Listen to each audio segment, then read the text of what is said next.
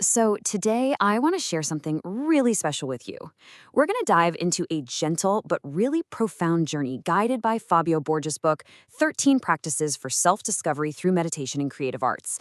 And what I love about this is that it's not just a book you read, it's really an invitation to experience your own healing through art.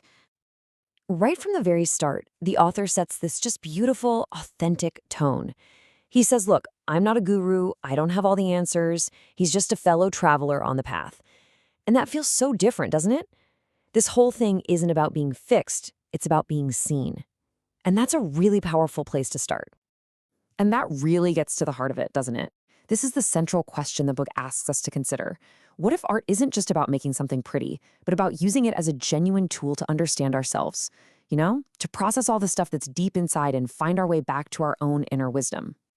So, this whole journey kicks off with one simple idea: presence.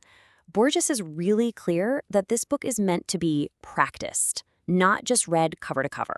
It's an active experience, it's asking for your attention, for your willingness to show up for yourself, and it promises that transformation doesn't have to be this big, painful thing. It just has to be honest.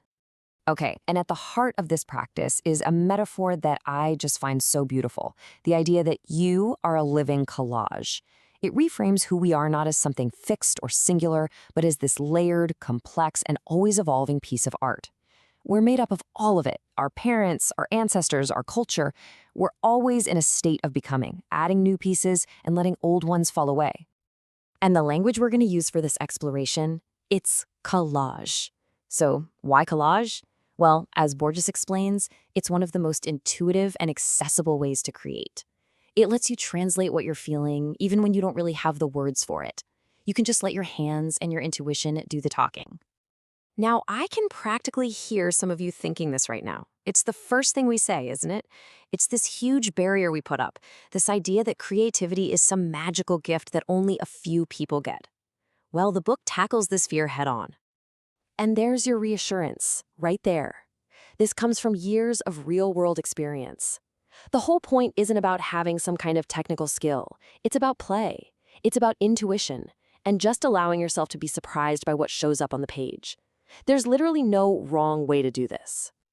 And what makes this so incredibly approachable is how simple it is to get started. All you need are the basics: a pen, some paper, scissors, and glue. That's it.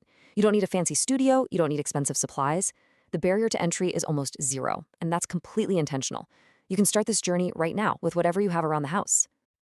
All right, so once you've got your simple tools, the real journey begins. We turn inward, and the process starts by mapping out the different layers of our identity, beginning with that character that we play out in the world every single day. The book talks about the ego, but maybe not in the way you're used to thinking about it. It's not framed as this enemy we need to crush.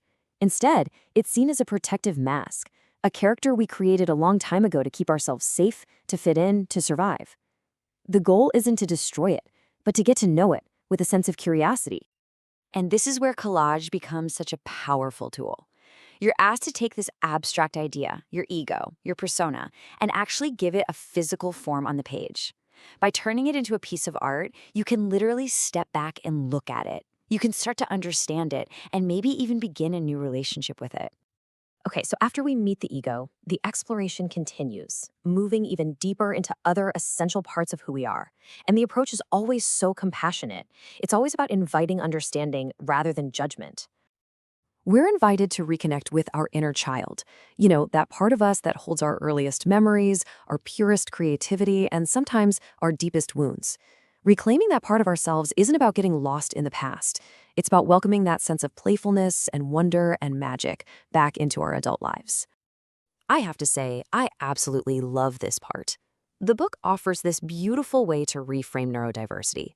Instead of seeing traits like intense focus or anxiety as problems that need to be fixed, it asks a different question.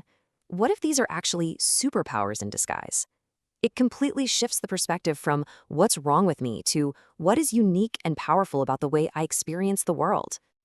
So after journeying through all these different layers of yourself, the ego, the inner child, your wounds, and your strengths, the book brings everything together in one culminating, really powerful practice. The final exercise is to create a self-portrait, but the goal isn't to capture a perfect physical likeness of yourself, not at all. Instead, you take an image of yourself and you transform it. You cut it up, you add symbols, you replace features with things that represent your inner world. It's a symbolic creation, a celebration of who you've become, integrating all the different parts you've explored along the way. And so, the book leaves us with this powerful, open-ended question.